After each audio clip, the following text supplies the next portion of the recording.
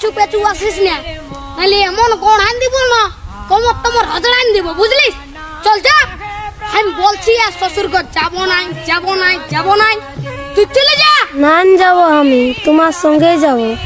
নাই দেবো, আমি তোমার তাই দেবো। হ্যাঁ বলে দিচ্ছি, আমার পেছু পেছু আর আসিস না, নাহলে এমন গড়ান দিব না।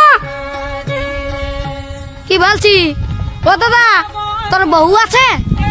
হ্যাঁ নাই গো কেন? ওই জন্যই শান্তি হিরোর রকম ঘুরে বলছিস।